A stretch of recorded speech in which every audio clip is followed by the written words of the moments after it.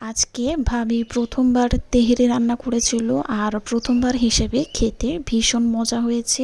এখানে ভাবি 1 কেজি গরুর মাংস কেটে ছোট ছোট পিস করে নিল, সাথে পেঁয়াজ কুচি 1 কাপ, কাঁচামরিচ 4 থেকে 5টা কেটে দিল মাঝখান দিয়ে, 1 টেবিল চামচ পেঁয়াজ বাটা, আদা বাটা 1 টেবিল চামচ দিয়ে দিল, 1 চা চামচ লবণ দিয়ে দিল, লাগলে পরে আবার দিবে।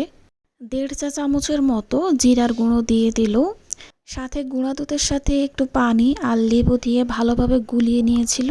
ওই মিশ্রণটা এখানে দিয়ে দিয়েছে এবং পরিমাণ মতো তেল দেওয়া হলো। ভাবি প্রথমবার তেহেরে রান্না করেছিল আর অনেক চিন্তায় ছিল যে কেমন না কেমন হবে। আমি বলছিলাম যে চিন্তা করো না, ভালোই হবে ইনশাল্লাহ। সব মশলাপাতি দেওয়ার পরে ভালোভাবে মেখে নিয়েছিল মাংসটা। 1 টেবিল চামচের থেকে একটু কম মরিচের গুঁড়ো দিয়ে আবারও ভালোভাবে মেখে নিল। সব কিছু দেওয়া হয়ে গেলে এবারে চুলাটা অন করে দিল। এক পাশে মাংসটা দিয়ে দিল আর অপর পাশে এখন আলুটা ভেজে নিবে। একটা ফ্রাই প্যানে পরিমাণ মতো তেল আর সামান্য পরিমাণ হলুদ দিয়ে একটু নেড়ে চেড়ে নিল, সাথে 1 চিমটি লবণ দিয়ে দিল।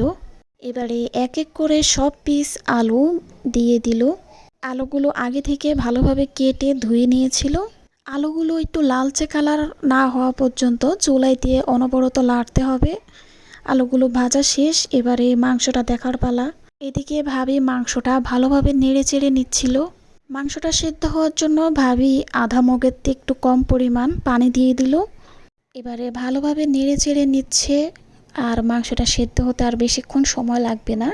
এটা কিন্তু পুরোপুরি সেদ্ধ করবে না, এখন হাফ সেদ্ধ করবে। পানিটা একটু কমে আসলে চুলাটা বন্ধ করে দিবে। আর এদিকে পোলাও রান্না করা হচ্ছিল। পরিমাণ মতো পেঁয়াজ কুচি আর কাঁচামরিচ দিয়ে দিল এবং সাথে তেল দিল। এদিকে 1 কেজি আরও 250 গ্রাম পোলাও চাউল দিয়ে দিল, দিয়ে ভালোভাবে নেড়ে চেড়ে নিচ্ছে। এবার অনবরত নাড়তে হবে। পোলাওটা নেড়ে ছেড়ে এখানে গরম পানি দিয়ে দিল প্রায় 1 পাতিলের মতো।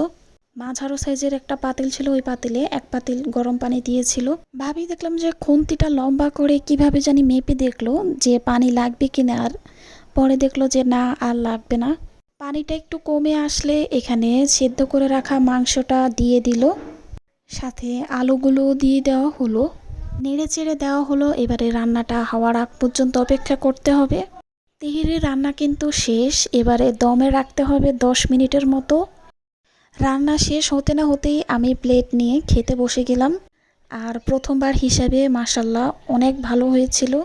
আশা করছি আপনাদের কাছে ভিডিওটা ভালো লেগেছে। ভালো লাগলে ভিডিওতে একটা লাইক দিয়ে দিবেন আর সবাই পেজটাকে ফলো করে রাখবেন এবং আমার ইউটিউব চ্যানেলটাকেও সাবস্ক্রাইব করে রাখবেন। সবাই ভালো থাকবেন, সুস্থ থাকবেন। আল্লাহ হাফিজ।